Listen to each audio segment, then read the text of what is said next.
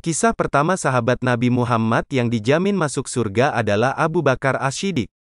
Beliau merupakan bagian dari As-Sabiqunal Awwalun, yakni orang-orang pertama yang masuk Islam. Sahabat yang selalu mendampingi Rasulullah berdakwah, menyiarkan agama Islam. Abu Bakar terkenal sebagai pribadi yang lembut dalam bertutur kata, penyabar, juga dermawan yang membebaskan 70 budak. Rasulullah memberikan gelar As-Siddiq kepada Abu Bakar, yang memiliki arti berkata benar. Abu Bakar juga menemani perjalanan hijrah Rasulullah dari Mekah ke Madinah. Walau mengalami ancaman bahaya dibunuh oleh kaum kafir Quraisy, Abu Bakar tetap setia mendampingi Rasulullah. Saat Rasulullah sakit, Abu Bakar ditunjuk oleh Nabi Muhammad untuk menggantikannya sebagai imam sholat. Sahabat Nabi berikutnya yang dijamin masuk surga adalah Umar bin Khattab. Dedikasi Umar untuk Islam sangat besar dalam hidupnya.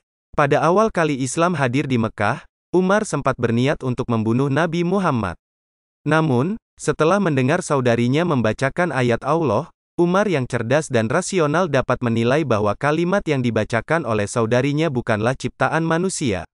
Alih-alih membunuh Nabi Muhammad, Umar bin Khattab menghampirinya untuk memeluk agama Islam secara sadar.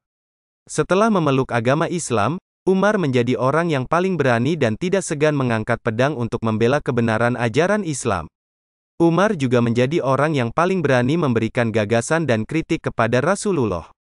Nabi Muhammad memberikan gelar Al-Faruq, yang memiliki arti pembeda antara yang benar dan yang salah.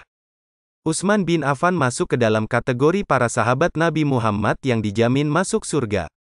Ia juga golongan As-Sabiqunal Awwalun atau golongan pertama orang yang masuk Islam. Beliau menjadi khalifah ketiga setelah Umar bin Khattab wafat. Utsman terkenal sebagai saudagar yang sangat kaya di Mekah. Walaupun kaya, Utsman sangat dermawan, memiliki tutur kata yang baik, serta banyak membelanjakan hartanya untuk zakat, sedekah, dan infak. Di masa kepemimpinan Utsman, Islam semakin mengalami kemajuan. Di antaranya, Utsman membangun Angkatan Laut Islam pertama, dan memperluas daerah syiar Islam. Mengumpulkan mushaf Al-Quran yang berbeda, kemudian menyusun satu mushaf yang disepakati digunakan bersama hingga saat ini. Lalu, Utsman adalah sosok yang memiliki kepedulian sosial yang tinggi. Salah satunya ia mewakafkan sumur agar masyarakat bisa minum dan menggunakan air saat kekeringan. Sumurnya bahkan masih ada sampai sekarang dan berfungsi. Ketika Rasulullah berhijrah, Ali menyamar menjadi Nabi Muhammad dengan tidur di atas tempat tidurnya. Sehingga kaum kafir Quraisy menyangka Nabi Muhammad masih berada di dalam rumahnya.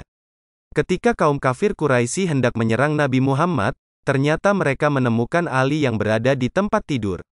Sia-sia mereka menunggu semalaman untuk membunuh Nabi Muhammad.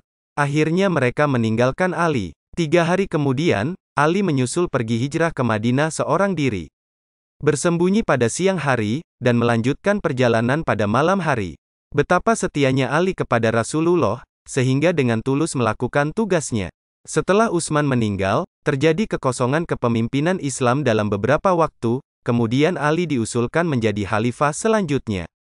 Semasa kepemimpinannya mengalami banyak tantangan, sebab banyak sekali pemberontakan dari kelompok yang terpecah dengan pemikiran masing-masing. Ali bin Abi Thalib merupakan orang terakhir dalam Khulafaur ar-Rasyidin. Nabi Muhammad menyebut Talha setelah Ali sebagai sahabat Nabi yang dijamin masuk surga. Saat Islam hadir di Mekah, Talha tidak ragu untuk menerima ajaran Rasulullah. Dia langsung ikut bergabung dengan Islam. Selama syiar dakwah Islam dijalankan, Talha ikut berjuang dalam peperangan dan menjalankan tugas yang diberikan oleh Rasulullah. Rasulullah memberikan julukan Talha si baik hati, Talha si pemurah, Talha si dermawan. Ketika Uhud, kaum muslim sempat lengah dan hampir membahayakan nyawa Rasulullah.